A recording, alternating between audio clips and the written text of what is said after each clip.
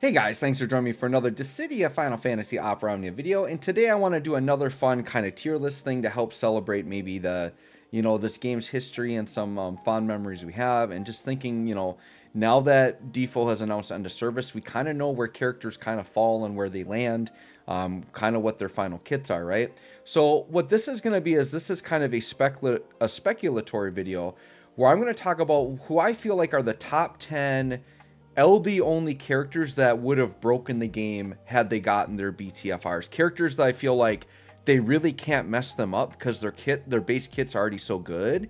That I feel like that even if they gave them like pretty much just damage and didn't really add things to their kit, that I think they would be pretty busted. I'll also talk for some of the characters too about my speculations as to maybe what their BT effect would be and maybe what their FR conditions would be, something like that, right? So we're going to open it up with Trey, and you're going to notice a lot of these characters will have very common things because these are types of characters that have been very good LD only to begin with, which makes me think that, yeah, you give them BTFR, give them a lot more damage, they're going to break the game, right? I think Trey is a fantastic character that his BTFR would have been a really needed thing for the game because I feel like we were getting to the point where a lot of the trap-based characters in this game were getting a little dated, and I think like a really nice new fresh upgrade to a trap-based character would have done really well, especially with off-turn team comps, because the big thing when you're doing like Kelger, Cater, Gladio, like these types of tank characters, they all want to get hit or be targeted to counter. Characters like Trey are like a really nice filler option on those teams that can still deal off-turn damage without needing to be hit, right? Minwoo also comes to mind, but Minwoo, already has some of those things in his kit. He just needs an upgrade. So just to clarify, guys, for this video, I'm strictly talking about LD only characters that never even got a BTFR, right? So Trey is a trap-based character for those of you unfamiliar, and he's got like two different traps, and they have like charge stacks where they can get stronger. I feel like with Trey, a couple of things I would look for. It's a very common thing with BT effects for characters that either have build-up effects where they charge stacks or effects where like they level up and then they level down. Typically with BT effects, they make it so things will just stay at their highest stack, right? So I feel like with Trey's BT effect, they would make him hold on to charge stacks, make his traps a lot more better. Probably give, I think overall in his kit, whether it be through upgrades or BT effect or whatever, something that would extend the duration of his traps so they all last longer. I feel like these are the types of things I would see with Trey. With his FR, I think definitely you're looking for off-turn triggers, something where just generic off-turn damage is going to trigger it and give you a lot of gains that way. So I feel like, yeah, Trey is a character I was really looking forward to BTFR that we didn't quite get, right? At number 9, we have Porum. Porum's a character you probably haven't heard me talk much about in this game because when Porum was at her peak, I wasn't doing YouTube. But I will, for those of you that don't know, Porum is actually one of my favorite characters in the game. She was absolutely incredible in the LD era. I felt like she was one of the best healer support characters in the game. Porum, what she did was she was one of the first characters to just give you really insane HP overflow. Her White Wave EX was so awesome. I just felt like unkillable because I had so much HP.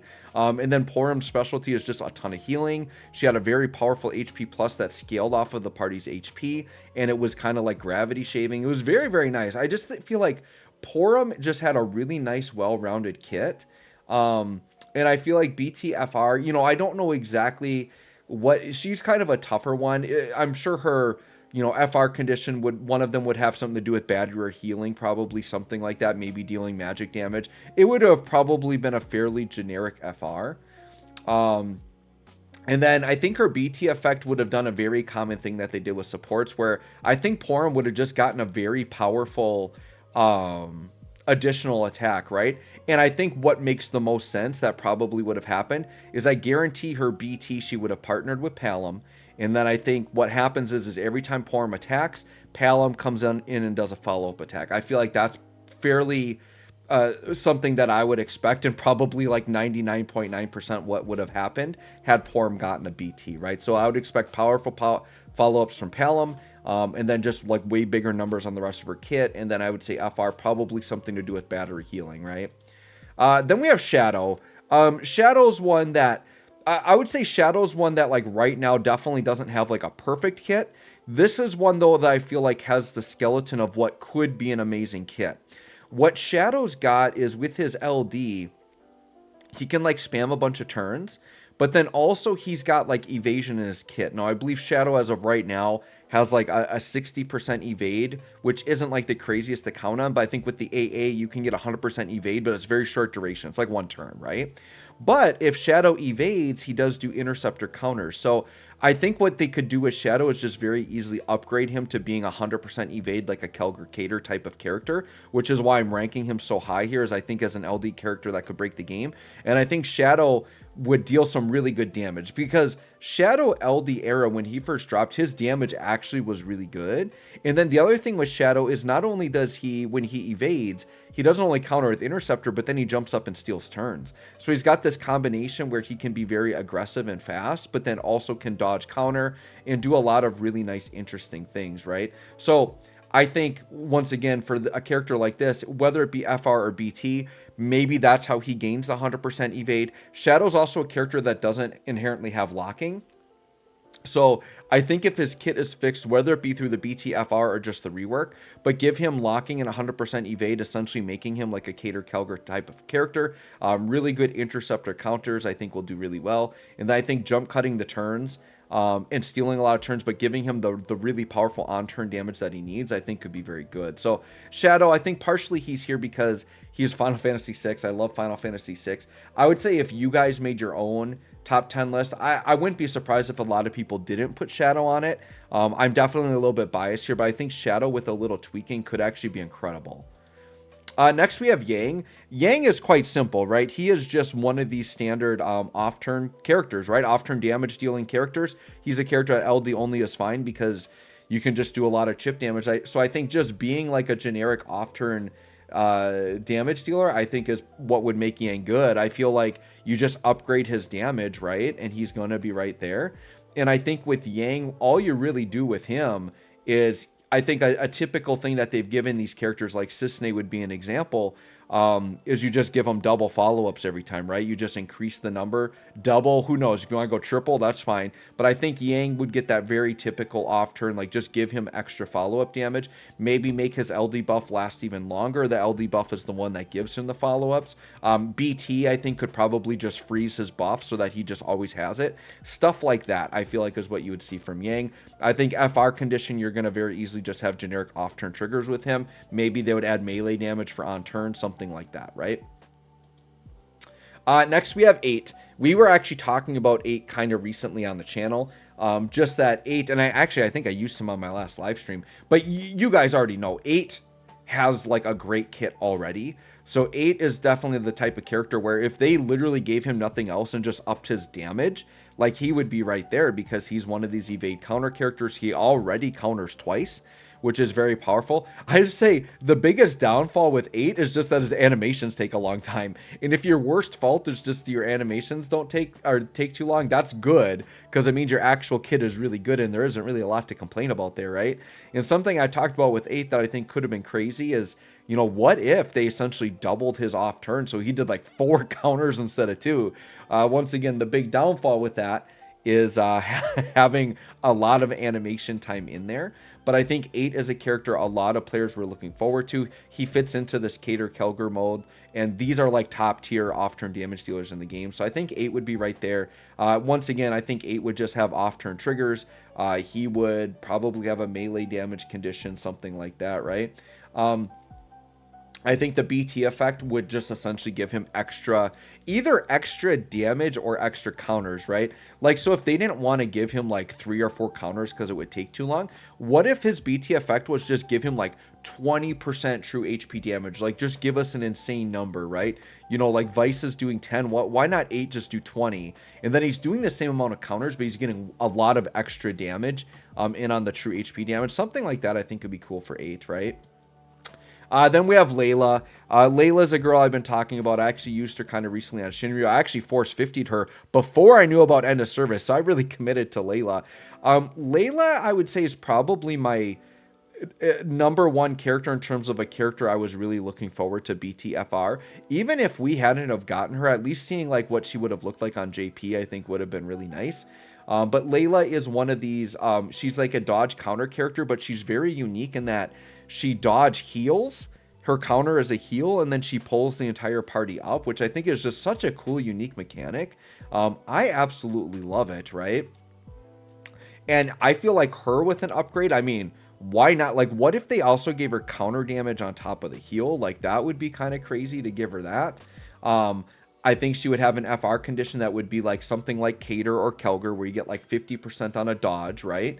I think she could even have an FR condition where, like, if you act after a party member, maybe you get a percentage. We've seen some characters have that, because with Lila always pulling the party up, you know, you're going to be acting after party members quite often. She could have off-turn triggers potentially, but she doesn't really. I think Layla probably is more likely to have a Maria effect, where you could get percentage on healing, and off turn would count. I think off turn healing would be a big part of her FR condition, probably, for sure, right? And then her BT effect, I mean, maybe her BT effect would just be a bunch of auras, right? Maybe. Or what if she did like a knock this thing where, like, you know, because she normally dodge, counters, and pulls the party up, but what if she adds in like a Noctis effect where she pulls the party up, but then gives them like an extra warp step turn or something, like similar to Noctis? Like, that could be kind of crazy. So I could see them maybe doing something like that with Layla. But Layla is a character I was really looking forward to. I think she would have broken the game BTFR, right? Next up, we have Galla. I think Galla was very easy to see. A lot of players still highly regard him even as an LD only character. Quite straightforward, right? Just a counter. He's a cover tank that evades and counters, right? I think, and he already can do double counters, because I believe it's if he has his EX buff up, he gets like an additional counter. But yeah, Galuf is just very good, fits that mold, right? He would have an FR condition that would probably have off-turn triggers plus evasion triggers, and just get high percentage. And Galuf would pretty much just be like a Kelger or 8 or any of these other characters we've talked about, right? So yeah, nothing too crazy. Once again, I think he would just have evade. And maybe either melee or just off-turn, or off-turn melee could trigger, just stuff like that. But I think Galuf is the type of character where you don't really need to add a lot to him. He's just kind of crazy. You just up his numbers to modern characters, and you're pretty much good to go. Give him BT auras, right? I think Galuf is going to be a fantastic addition, type of character that really blow up the game, right? All right, at number 4, we've got Edge. So now we're getting to kind of like my top picks, or my top characters that I think would like really break this game. But I've talked about like why I like Cater so much, and it's because of what Edge is already doing. What makes Cater so busted is the party-wide evasion. You just literally can't die unless the boss is doing a lot of non-dodgeable things. Well, Edge has party-wide evasion as an LD-only character on his EX, right? So, I mean, you give this man BTFR, he doesn't have to have the party-wide evasion set with the BT like Cater does. He can just keep triggering it with the EX. I feel like he can more consistently upkeep party-wide evasion, and he can do it longer than Cater, because it is so tied to the EX. So in this potential mystery future of the game, I mean, I would envision at some point they would have gotten back to longer content with more turn count. Someone like Edge would add a lot of value over Cater then, because Cater's party-wide dodge is tied directly to the BT, and you can't upkeep that forever. Whereas EXs, you literally can upkeep forever. It's a skill that just never runs out, right? So I think Edge would have had a lot of value there. The thing I think they would have done with Edge's BT that I think almost would be a slam dunk is Edge has a counter system that scales on an overhead. And what happens is every time he dodge counters, his overhead goes up and each counter gets stronger. I can pretty much guarantee you his BT effect would have made his overhead stay at max stacks, and he would just be doing his super powerful counter every single time. I would say either that, or what if Edge was crazy and they just gave him triple counters every time, and he would just build up to it every turn. So he would do step 1, step 2, step 3 all in one turn. I think they could have made Edge absolutely busted, but I think, like I said, at the very least, they would make him with BT effect just always have the really powerful counter, which was very strong, by the way. And it would be upgraded and do a lot of damage. Like, I could see it being a counter doing like 2 to 2.5 million damage with no force gauge. Like, I could see it being that strong. So Edge, party-wide evade, counter tank, all that crazy stuff would be just essential. I think Edge would probably, you know, they could give him. I think having the evade trigger on the FR is important, especially because of the party-wide evasion.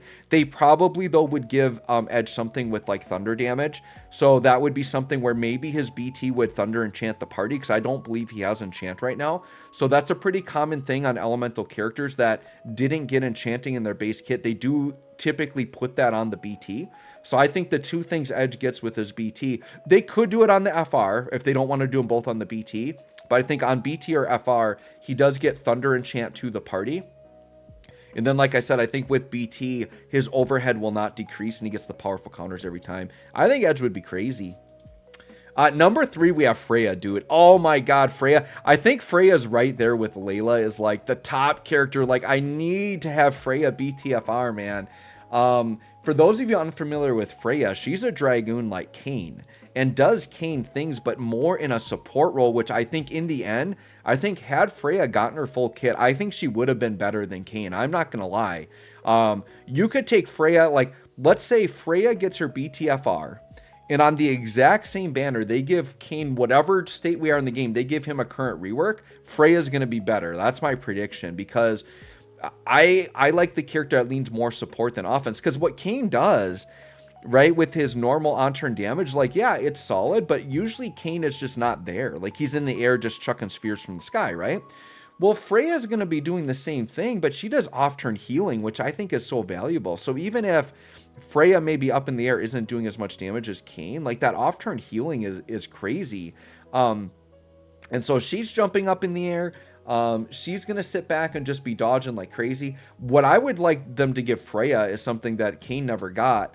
I would love to see her with BT actually get locking. And these Dragoons typically don't get locking, but I've talked about how being able to lock can actually be very valuable on a Dragoon. Like, these Dragoons can actually be tanks, because when you're up in the air, enemies attack an empty slot and it's considered evading. It's missing, right? So I could look at Freya as being, you know, we look at her as being an evade tank that heals. And if you look at her in that vein, I think she could have been really, really crazy. Not to mention in her base kit when she's on the ground. I mean, she's a battery support type of character. So she's got battery, she's got healing, she's got all these great support things you want. I mean, put her in the air, give her some good BT auras. I think she could have something too where her BT effect would make it so that, like, her, you know, like Kayn, she has a stacking buff that determines when she can go in the air. What if they just leave that capped out when her BT is up, make it so her FR lowers her turn rate and like pushes her back, and then she jumps up in the air, has slow turn rate. When she lands, she can immediately jump back up because they're going to make it so her stacks don't go down. I think something like that for Freya would be good. And having Freya up in the air constantly, she's going to be constantly healing you. And then any single target, because in my dream kit for her, she's got locking built in. They're locking onto her single target, they're just whiffing, and then she's healing you on top of everything else. I think Freya could have absolutely 100% broke the game. And based on how good we've seen Kayn, like Kayn's longevity, and he's had BTFR, he's got Echo upgrades, you know, all that stuff. Actually, Global never got his Echo, I don't think, just JP did. But Kayn is a character from the moment his FR dropped, he never really fell off in the meta. Like, Kayn is runnable through his entire life. So imagine Freya being a support healer. I think she's lasting even longer because healers age better than DPS characters. So I think Freya would have been stupid, busted good. Very much regret that she never got that, right? At number 2, I know we're on number 1, aren't we? Sorry, this is number 1. I'm behind. I had an extra tab up here, but that's for all the characters. So sorry, I got off. We'll review all the numbers at the end. But yeah, my counting got off because I saw this extra tab. But no, Gao is my number 1, you guys. Gao is probably the number. I think Gao would have been 100% breaking the game. And the reason why I value Gao so high is because he's a counter tank that does off-turn healing. But Gao is so unique. He double counters, by the way. But he is so unique in that he's a counter tank that does not need to get hit. He triggers if any party member gets hit. So why I value Gao so high and why I was so wanting his BTFR is Gao is the best character you compare with traditional counter tanks. So Gladio Gao back in the day was a pretty standard combo. But think of Oron, Gladio, any of these tanks that, you know, Rubicante, right? any of these tanks. The only thing is Gal won't work with evade tanks, but with any traditional tank that wants to get hit, he's that character you put on the team, and he's not fighting for wanting to get hit. It can be a cover tank like Gladio, or it can be like a lock tank, like say Celis or whatever. They can lock in, they can do their thing. Gal will always counter provided any party member gets hit. He double counters and he heals on one of his counters, which is really, really good. So the way Gal works, and if we think of the evolution of his kit, I think I can picture what the next evolution would look like. So the way Gal started off is he just had Cat Scratch stance and he had his Life Shaver stance. So you chose either you get healing counters or you get more damaging counters, right? Then he came out with LD, and they gave him another counter with his LD, which was actually his most powerful counter. Then in his most recent rework, they made it so the way it used to be was you could only have one of the 3 counters. You either got the LD counter, you got the Life Shaver, or you got Cat Scratch. You chose one of those, and you were like kind of locked in that. With his last rework, they made it so he could hold the LD counter, and then you could choose between Life Shaver or Cat Scratch, so he got double counters. Right? I think where his evolution goes is you get his BT up, and I think his BT says, we're not going to lock you into a stance. We're going to allow you to have Life Shaver. We're going to allow you to have Cat Scratch and the LD. So I think what Gal's final version would be, his BT would allow him to be triple countering, is what I would envision. And I think that would make a lot of sense, right? I think his BT partner would be Cyan. And I think he would be calling him Mr. Thou, and I think it would be hilarious. But I think for sure Cyan would have to 100 million% be his BT partner or his FR partner. It could be either one. Typically, the BT partner more relates to them within the game, right? So I think makes more sense for Cyan to be the BT partner. The FR partner is usually somebody from a different game that has something else in common, right? So I guess I don't know what that would be off the top of my head. Maybe like a younger boy character like Palom or something. I don't know. But I think it would be a slam dunk that Cyan would be the BT partner or be involved in the BT animation in some way. I think that would be absolutely fantastic. So anyways, guys, let's review. So my top 10 LD characters that would have broken the game had they gotten BTFR. Number 1, I have Gal. Number 2 is Freya. Number 3 is Edge. Number 4 is Galla. Number 5 is Lila. Number 6 is 8. Number 7 is Yang. Number 8 is Shadow. Number 9 is Porum. Number 10 is Trey. After thinking about it, I should have put 8 at number 8 just because his name is 8, right? And I think he could be at number 8, but anyways, guys, I would love to know if you guys want to review. Remember, this has to be LD only characters on both versions of the game. So I know there's going to be people shouting out Minwoo like he desperately needed the rework, but he's not an LD only character. So let me know if you agree or disagree with any of my top 10. Let me know your thoughts on any of these characters. If you want to put in the comments your top 10, I would be happy to see it. Yeah, so let me know what you guys think. Thanks for watching. We'll catch y'all on the next one.